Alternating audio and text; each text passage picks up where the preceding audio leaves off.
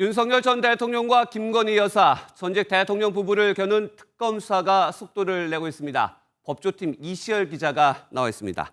이 기자, 우선 법무부가 어제 윤석열 전 대통령이 수감돼 있는 서울구치소의 소장을 전격 교체했어요. 그 배경이 어디에 있습니까? 네, 김현우 서울구치소 소장은 윤 전 대통령 재임 시절 수원구치소 소장에서 서울구치소 소장으로 발령받은 인물입니다. 그렇죠. 사실상 영전이 이뤄진 만큼 그에 대한 보답으로 윤 전 대통령에게 특혜를 제공했다는 의혹이 일었습니다.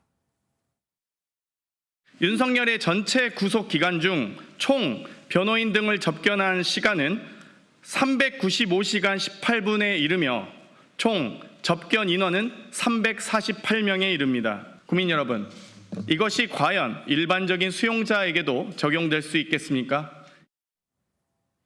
또 윤 전 대통령이 6인실 크기의 공간을 혼자 사용하는데 실제로는 32명을 수용할 수 있는 큰 공간을 거의 단독으로 점유했다는 말도 나왔습니다.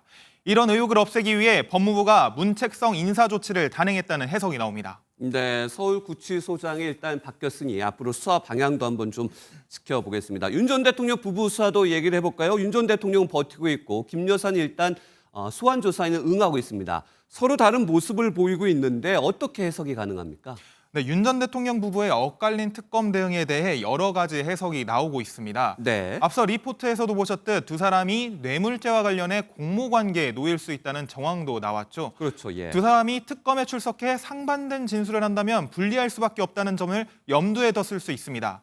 또 내란 혐의를 받고 있는 윤 전 대통령에 비해 자본시장법 위반 등의 혐의를 받고 있는 김 여사는 특검에 협조하는 태도가 향후 재판에서 유리하다는 판단을 내렸다는 해석도 있습니다. 다만 한 부장검사 출신 법조인은 윤 전 대통령이 특검 출석을 거부하는 게 특이한 것일 뿐 김 여사가 특검 출석하는 걸 협조하는 태도라고 보긴 어렵다고 말하기도 했습니다. 일단 지금 공범까지도 조사를 하고 있는데 그렇다면 어제 김 여사가 진술을 거부하고 있어요. 이는 어떤 심경으로 봐야 될지, 자포자기하는 심경으로 봐야 될지 어떻습니까? 네, 그렇게 볼 수도 있겠습니다. 특검 수사가 진행되면서 명품 목걸이에 이어 명품 시계까지 줄줄이 의혹이 터지고 있습니다. 이런 상황에서 내가 내 남편과 살 수 있을까, 다시 만날 수 있을까라는 말을 변호인에게 전하며 풀리지 않는 답답한 마음을 표현한 것으로 보입니다. 하지만 이 말을 변호인단이 언론에 공개했다는 점도 주목해 볼 필요가 있습니다. 네. 본인이 억울하다는 점을 알려 분위기를 바꾸려는 의도로도 해석되는데 여론에 영향을 줄 수 있을지는 좀 더 지켜봐야 할 것으로 보입니다. 내가 나의 남편과 다시 살 수 있을까? 이런 부분들이 여론에 어떻게 적용이 될지도 한번 지켜봐야 된다. 그럼 앞으로 김 여사에 대한 추가 조사 전망이 어떻습니까? 네, 특검팀은 김 여사의 다음 조사 일정을 다음 주 월요일 오전 10시로 정했습니다. 네.